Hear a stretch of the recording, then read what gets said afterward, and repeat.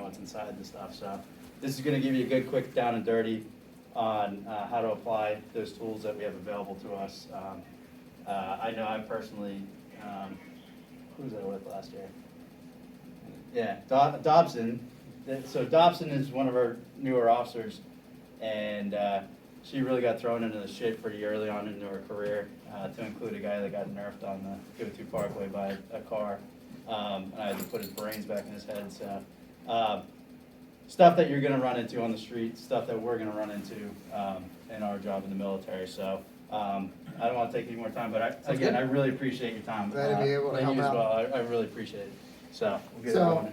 I appreciate you guys coming out. I talk super fast, and I apologize for that, but there's a ton of content here that I want to get through, and my goal is to not get you out of here like at midnight. So it's probably about an hour-ish of didactic instruction. Once we get done that, we just got some practical stuff to run everybody through so you can put your hands on, get an opportunity to do it with some of the medics that I have here, and just sort of do these things. Again, it's all muscle memory, so putting the tourniquet on multiple times, cranking it down as tight as it needs to be, opening up a nasal airway and actually putting it in a mannequin, things like that are going to be important. So we're going to bust through that. Real quick, housekeeping items. If you go out this door to the left, bathrooms are down on your right. There are vending machines on the left-hand side if you need it. If you're going to be out of the room, technically if you're anywhere in the building, they ask that you wear a mask. Just try to keep it in mind.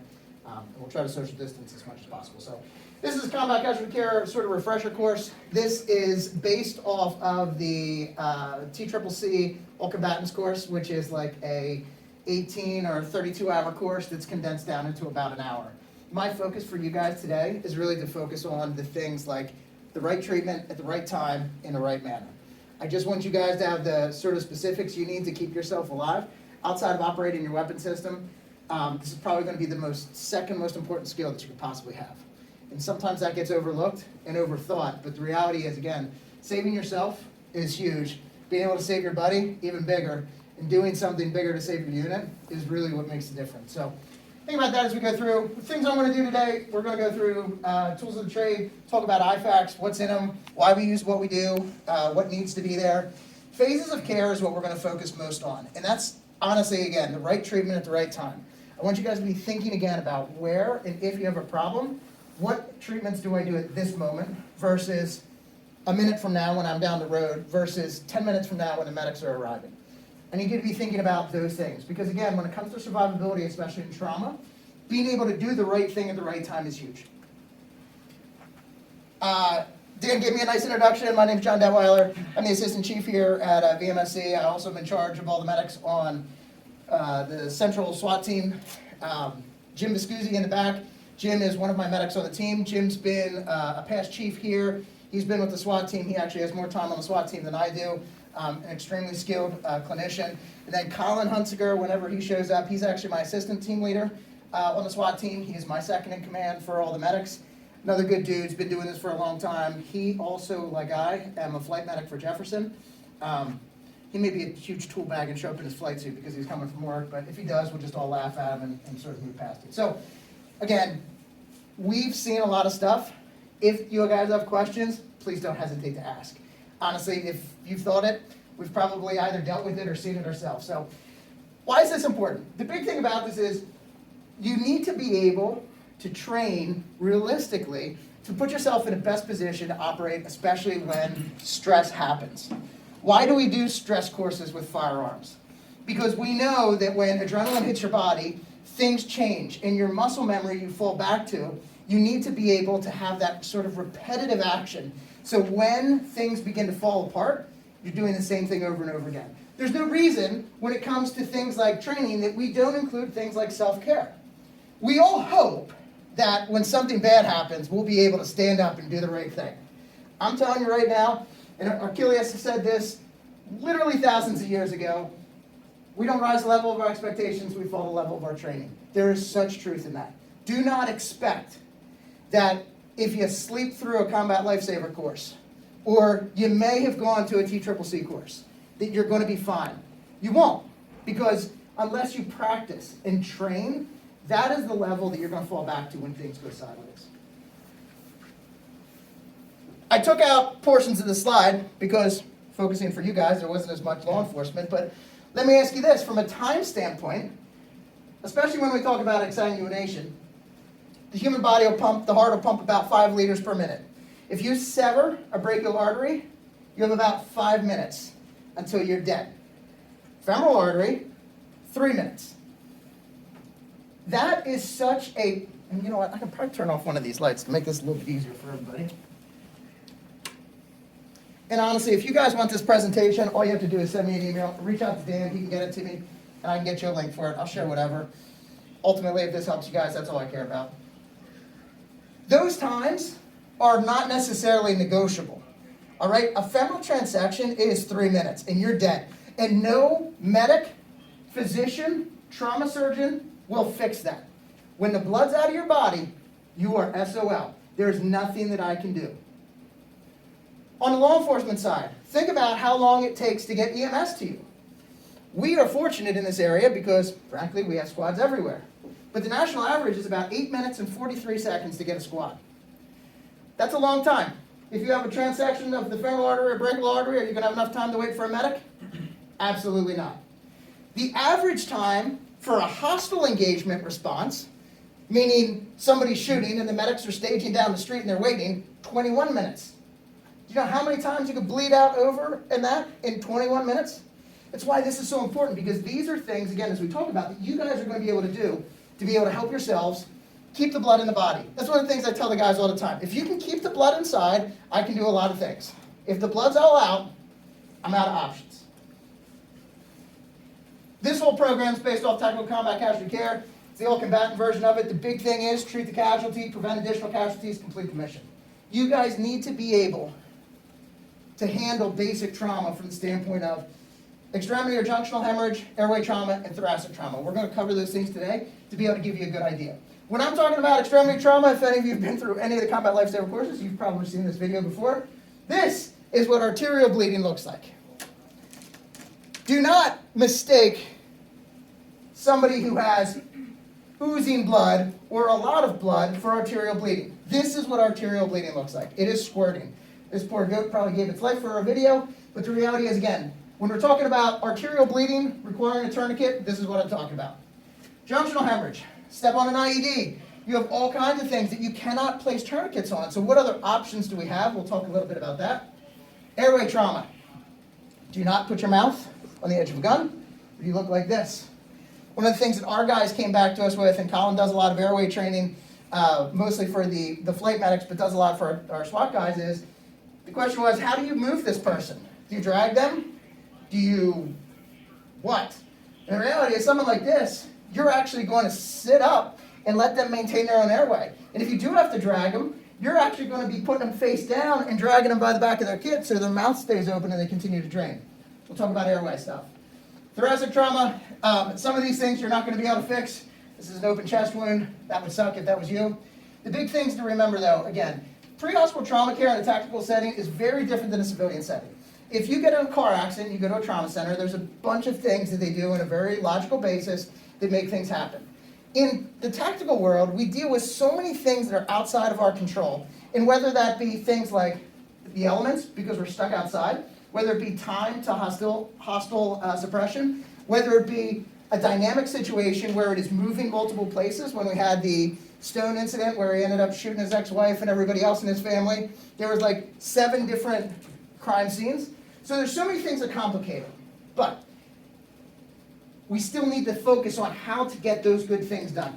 Good medicine may be bad tactics. I'm going to say this a bunch of times, and please do understand that when it comes to tactics, caring for the casualty usually increases your danger, and it puts you in a position where you have a lot more exposure. So some of the things we're going to talk about, I want you to think about from the context of, is this a risk that I can take or justify to be able to do this?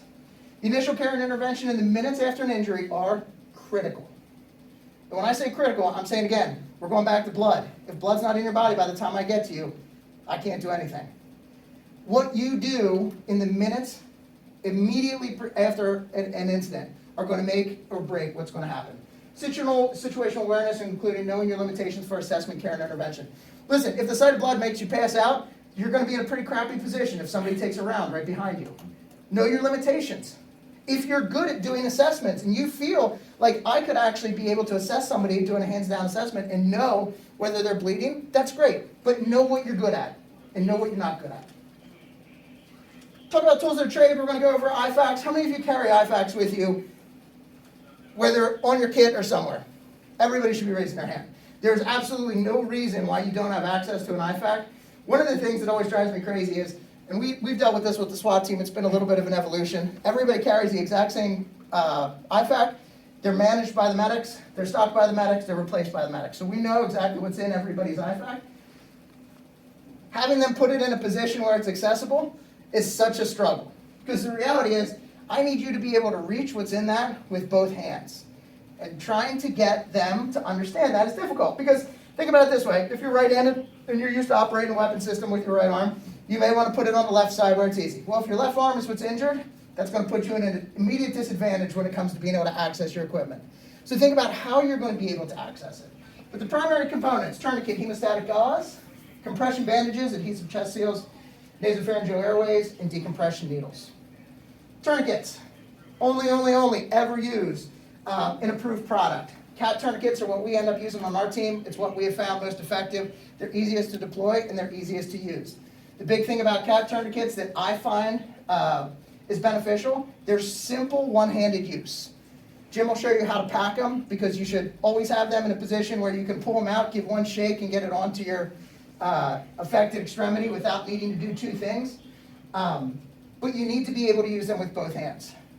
This is going to sound like whackerish, but you should really have a tourniquet that you can practice putting on. And I don't care if you're bored and you're sitting on the toilet and you want to try putting it on, you should practice putting it on. If you don't practice putting it on and cranking it down and trying to see what it is, again, when things go south, you're probably not going to do that. The disclaimer I give, never, ever, ever reuse life safety equipment. So if you have a tourniquet in your kit that's supposed to be for you if you have a problem, don't practice with that. Find a medic who will give you one that they turn down on a bunch of people and whatnot. Hemostatic gauze. Again, we can use anything from combat gauze, CLS, shooter gauze, ecstatic applicator. The big thing with these is they are to create and enhance the body's naturally clotting sort of cascade. It begins to help stop the bleeding by actively starting the clotting right where it's bleeding from. These are expiration dated, so if you have gauze specifically for wound packing that is out of date, you do want to replace it. Now, I'll give the disclaimer. If it is out of date and it somehow won't work, what will it not do?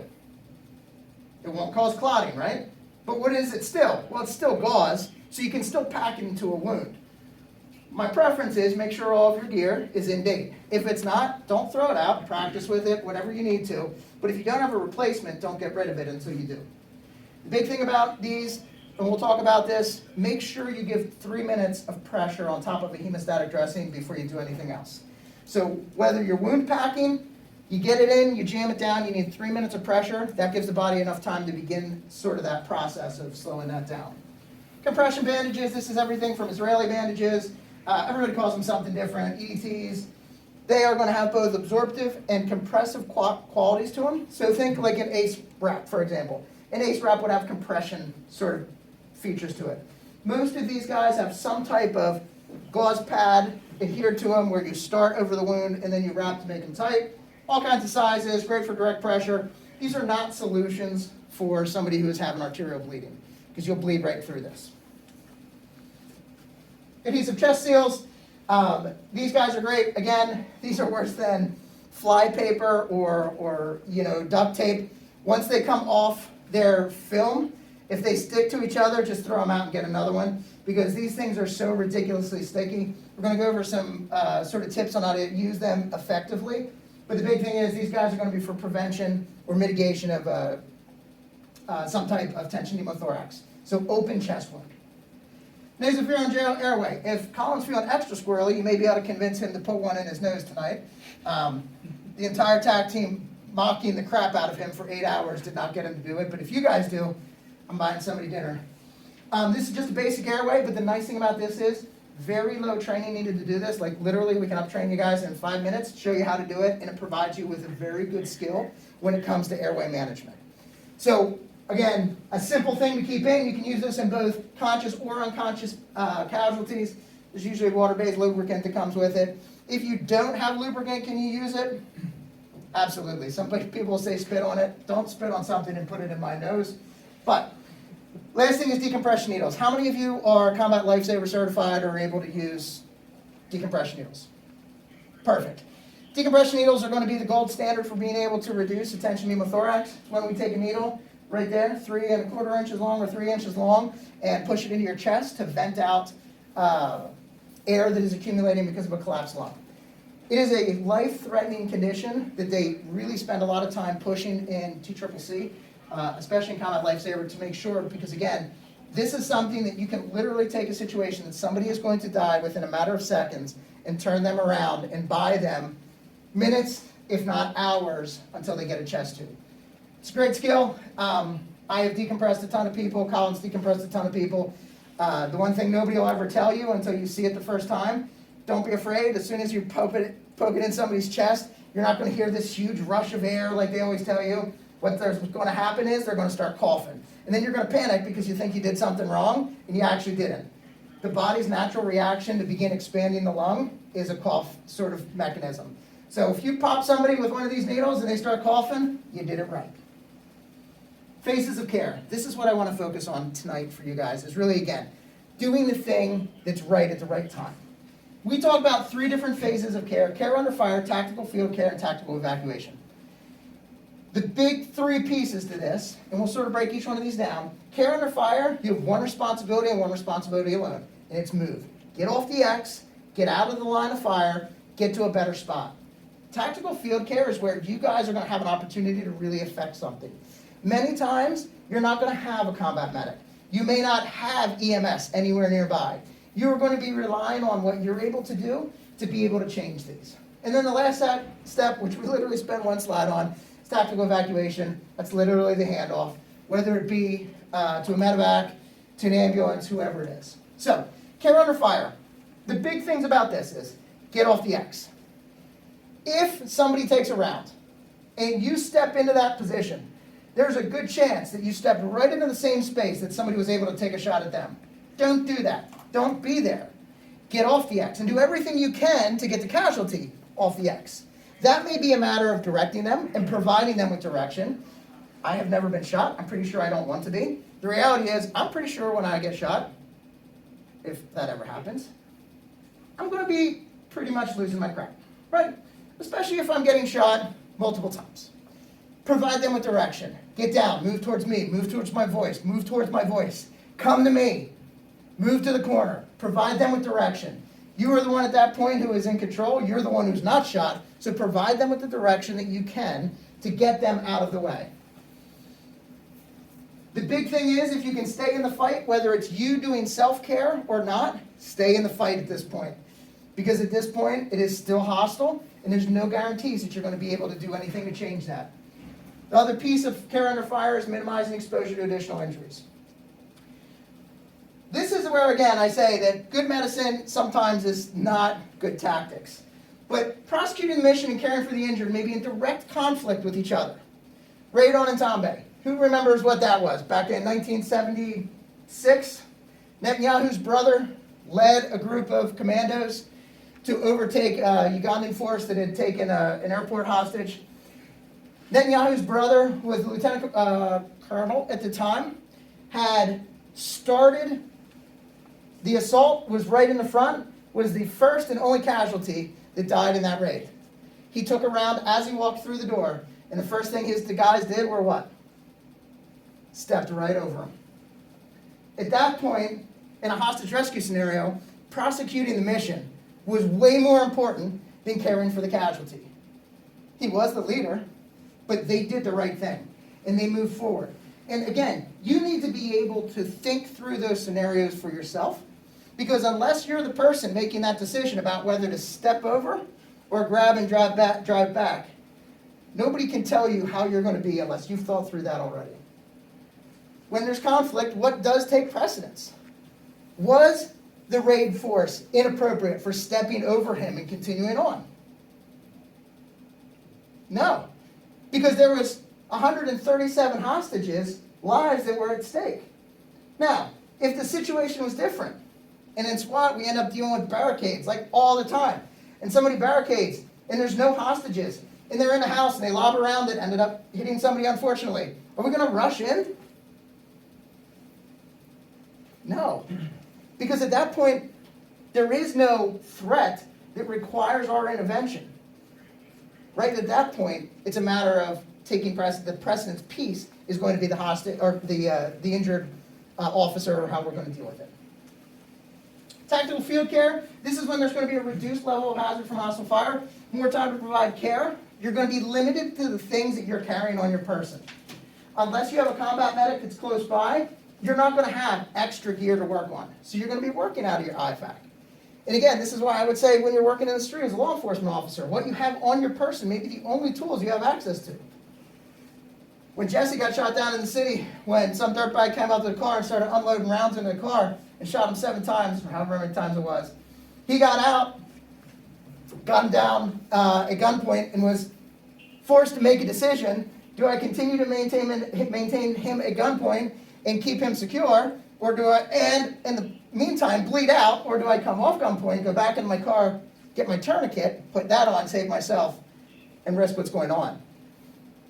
That was a bad decision from a pre-planning standpoint, all the way back to when he got dressed in the morning, because again, not having access immediately to his tourniquet put the situation a lot more dangerous than it needed to be. But again, these are things that I want you guys to think about as you're setting up, whether it be getting your gear or your kit ready. Think about how it is. But the piece of tactical field care is what we're going to spend the most time talking about, because this is where you guys are able to make a big impact. Prioritize treatment based off the March algorithm. We're going to talk about what that is. Triage multiple casualties if needed.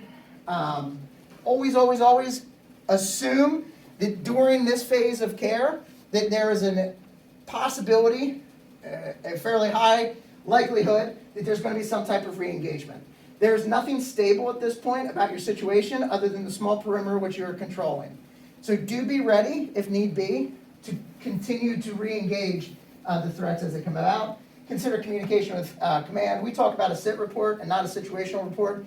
SIT from the standpoint of stable or unstable injuries and treatment. Those are what we look at. Those are going to be the best information to get back to, whether it be a medic, combat medic, anything along those lines, because it helps us begin to plan for what we're going to do. And then TAC evac is getting them out, transfer them over to advanced level providers. It's care under fire. Moving casualties is the primary objective during care under fire. This is important because, again, some of this is going to be them moving themselves, some of this may be you moving them, some of this may be deciding not to do that at all. This is a good sort of example. This was combat operations in Fallujah.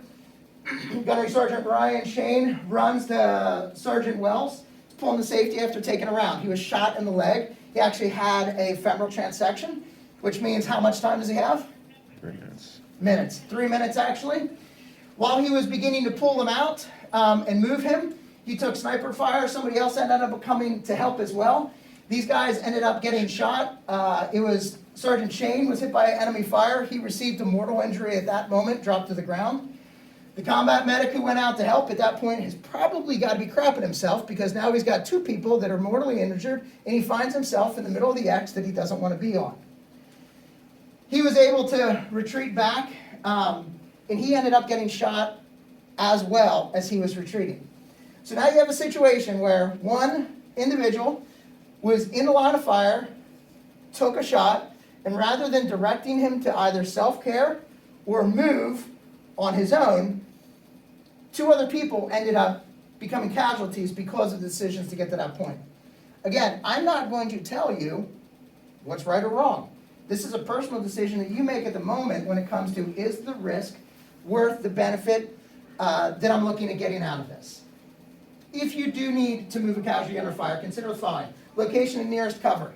They were in the middle of a street. There was no cover nearby. It was going to be incredibly difficult to get to a safe place to actually put themselves in a position where they had a decreased level of threat. Think about the risk to the rescuers. The weight of the casualty and the rescuer. You know, this is something that, again, we need to think about. We're not hauling around itty-bitty people here. We don't deal with midgets in body armor. We deal with big people in a ton of armor with a lot of gear. You need to be thinking, I would love to think that I can grab a hold of somebody and drag them for 400 yards if need be. The reality is, I'm pretty fat and out of shape, and my chances for successfully dragging a 250-pound operator with 67 pounds of gear and weapon system is really low. Think about that as it plays into how you're going to be able to do them. Distance to be covered, and then obviously, if need be, recover or control the casualty's weapon when possible. I'm not going to spend a ton of time going over movement with you guys because I'm hoping that you can do this pretty well. Think about the different types of drags, though, that are available. We have about 5 or so that they talk about in TCC. The big one's the one-person drag. The nice thing about this is quick, no specialty stuff is required. I don't know what your kit looks like. I know for all of our guys, all of their body armor has a handle at the back, right behind their neck. It's an easy place to grab a hold of somebody and begin dragging. You need to remember, though, again, as you're in this, if you are in a spot where hostile engagement remains a big threat, what are you able to do to protect yourself? Are you able to provide downrange cover? Can you get your weapon system up and do this at the same time? If this is a short move, you're dragging somebody out of a doorway back behind a wall to cover, that's one thing. If they were out in the middle of the street and you were trying to drag them, probably a whole different thing. So be thinking about what's going to work best with that. Georgia Street or trunk leg, this is when you do sort of forward and back. This is not a rapid evolution. This is not something that while you're on the X, you're going to coordinate an effort with another rescuer to actually effect a rescue like this. But again, this is another way to do it. This is really good for hallways and doorways. The one thing I will caution you with this is the most injurious move that most people make. So when you're fast, you're already predestined to get hurt during this, but there's a good chance that you're going to end up